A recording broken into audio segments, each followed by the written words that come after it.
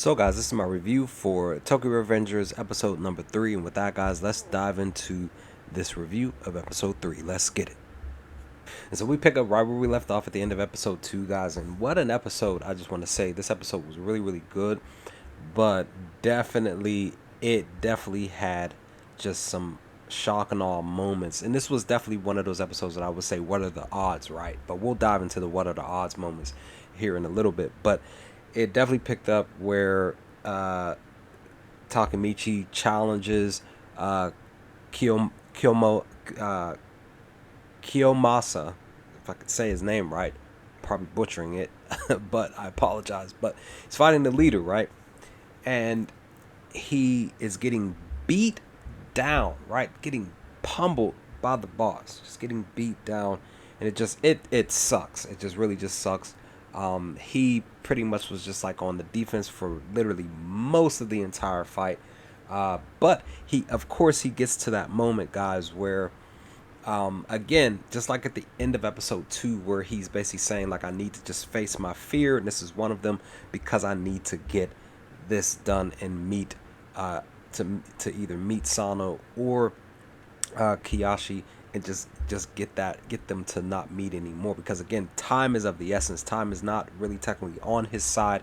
He needs to get things moving and rolling in the right direction. So again, he gets to that moment and place where he's just like, and that's the thing, guys, he gets to that place again where he's like, you know, I'm not gonna stop and lose to you. Basically what he's yelling out loud, he's basically yelling and talking out, saying that I'm not gonna allow this stuff to continue to occur that happened 12 years ago. I'm not going to lose out on something precious to me, basically what he is saying. And of course, you know, the crowd is like, what is he talking about?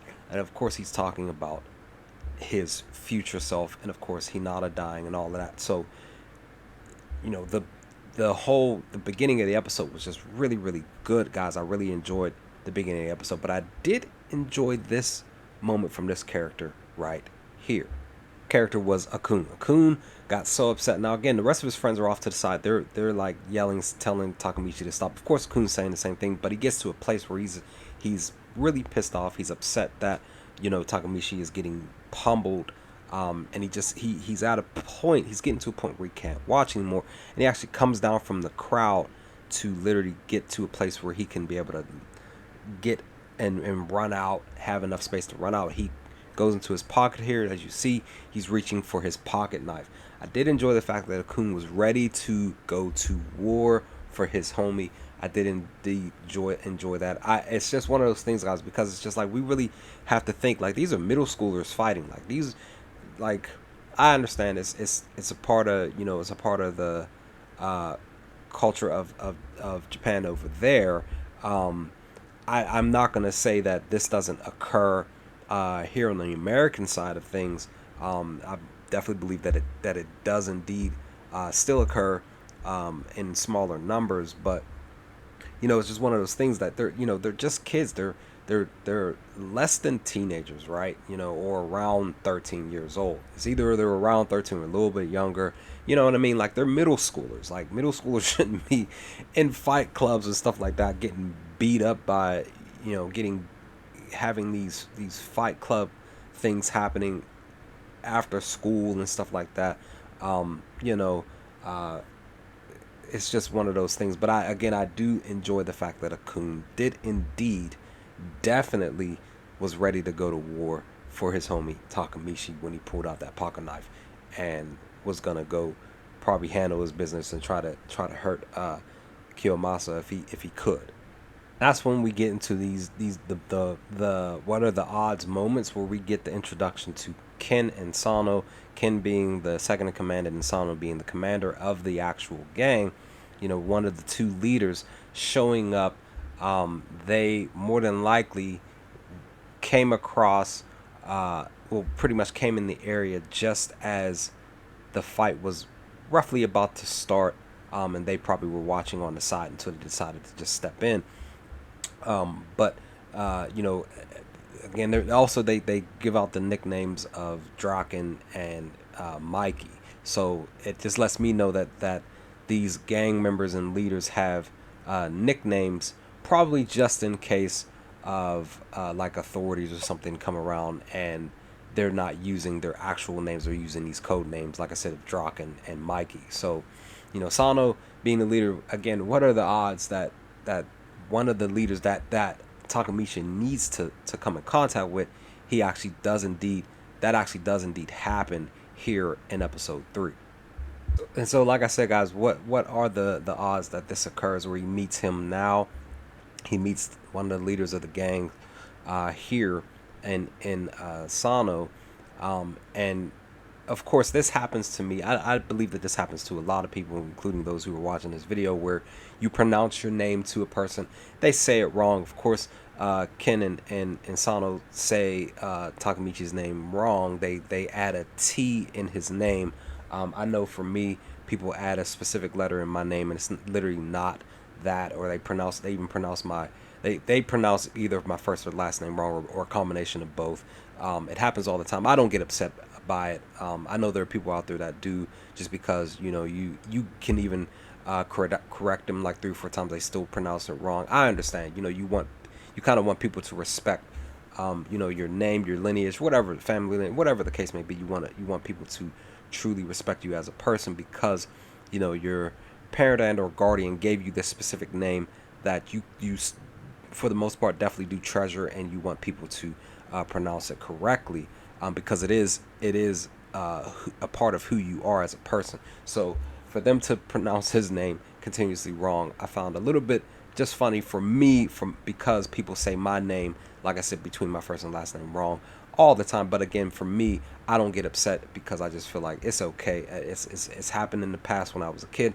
It's still happening now in my adulthood, and it's going to continue to happen moving forward for the rest of the duration of my life. But again, guys, what are the odds that he meets Sano, and Sano wants him to be his friend?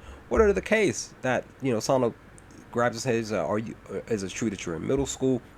He's like, yes. He's like, we're going to be friends now, okay? And he just walks off. But before he walks off, that's when he does this to Kiyomasa. That was kick him square in the face, and he's questioning, like, because like him and Ken were basically asking him the same thing, like, who are you to run to run this side gig, basically, and they're basically just like saying, like, don't bring a bad name to Tomon, and he's basically they're basically saying, like, the man, I want to say they're like demanding, like, this thing that's going on right now, it's gonna stop right now. It's no longer gonna happen. So it looks like he literally just shut this whole after school fighting gig off. He just totally like shut it down right here in this moment by beating the brakes off of Kiyomasa right here in this moment during the episode. This moment here cracked me up because it kind of reminded me of Bleach in the later seasons, where Renji and crew decided to go to and show up in the real world and show up at Ichigo's school and just walk into the classroom. So basically with Sano and Ken showing up, they just kind of like barge in. They beat up some kids out. Ken beat up some students outside in the hall because they pissed him off. He said he beat him down. But they just walk in to basically take Takemichi out of class so they can hang out together. I just found this just really, really funny, guys. But with that's when it gets really, really interesting once they leave the outside of the classroom and start walking down the hallway. And that's when Hinata steps in, because they keep running into each other. It's just one of those things where Hinata's just like, she's so fed up with Takemichi getting beat down, right, that she believes that Sano and Ken are the reasons why he's getting beat up, that they're the ones beating him up and stuff like that. She literally walks up to like, guys, like, I didn't know what was gonna happen. Like, really, and that's the thing. Originally, I was looking forward to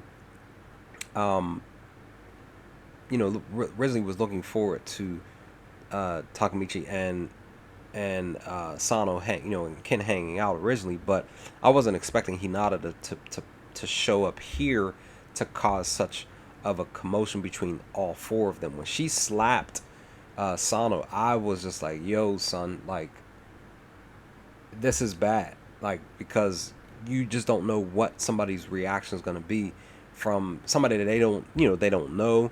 And this person's automatically assuming that their friend is getting beat down, or, basically her boyfriend's getting beat up, and it's these two who are doing it, and she just walks up to them and slaps the leader of this gang. You just didn't know what the reaction was going to be. But I do like the fact that Sano says that I would never hit a girl, which is just really, really cool in my book, 1000% cool in my book.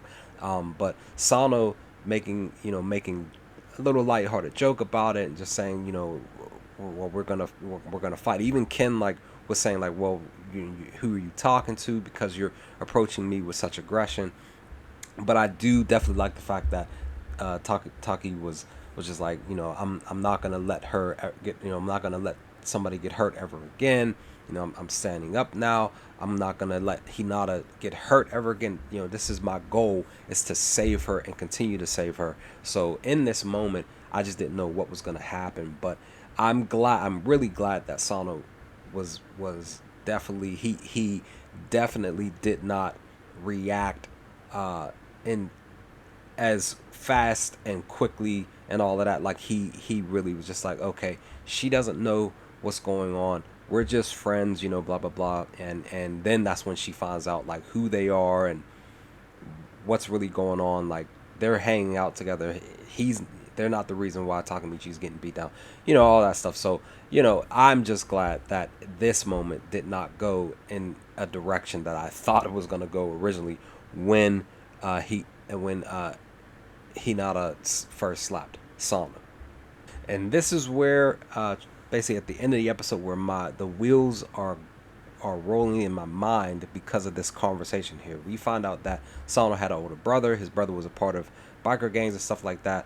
And he really, basically he looked up to his brother, stuff like that. But we do find out that Sano, in this moment, because Takemichi he's finding out a little bit more information about Sano and his character, who he is as a person right now in this moment from 12 years ago, because he's also finding out that that he's basically saying, like, this can't be the same leader that's a part of the gang 12 years from now, that's gonna drive a truck into this building and kill Hinata, and have Naoto killed too and stuff like that. Like, must be totally different person.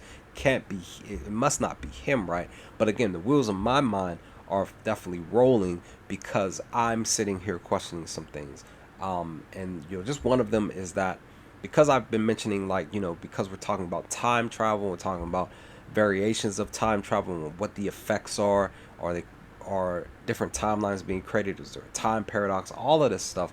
So I'm kind of questioning, one thing that I'm questioning is, like, maybe because one of the things that I'm thinking, like, maybe because Takemichi runs into Naoto back, in this time frame here, he tells him about the future events, and it affects the, again, moving forward 12 years later, it still has a interesting effect in the future, around July 4th, that I'm kind of questioning, like, well, maybe because he had an interaction with the little boy, the kid version of Naoto, that maybe that is what shifted things to where he's meeting Sano here in these moments, because it was a different interaction that he had back 12 years ago before he started time traveling, and now he's having this conversation. He's finding out that Sano isn't actually he's pretty much sort of like a decent person, even though he's still a part of a gang. He's a leader of a gang. He still kind of beats up some kids here and there, but other than that, he still is sort of a decent person, that he just, like, he feels like he can pour more trust towards him. That again, I'm just curious and wondering, like, maybe the time traveling thing, the timeline and all of that stuff is just shifting in a very different way than of course what it was gonna be heading to in the original timeline. That because it's changing, that this specific Sano is very different from Sano from the original timeline, because I kind of feel like we're in a different timeline, or just like the timeline itself is just going in a different direction. So, and it's creating something totally new, and the reason why Sano is acting the way he is, he's just a different person.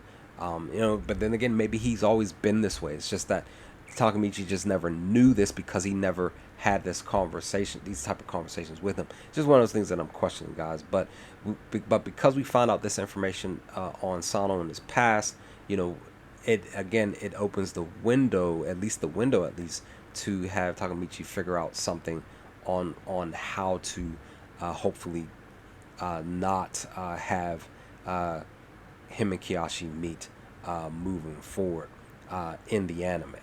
And of course, once again, what are the odds that he walks by Kisaki as he's walking home after his hangout with Sano and Ken? He literally walks right by him, and he's basically questioning, like, why do I have a feeling like I've seen him before? But I feel like it should have been a dead giveaway. But maybe at the beginning of episode 4, I'll see what his memory as far as seeing Kisaki here in this moment. Maybe it will click, like, oh, that's Kisaki right there. I wonder what his reaction is going to be. Is he going to approach him right now in this moment, in this time frame? Like, is he going to approach him or not right now, or is he going to try to figure out how to approach him later?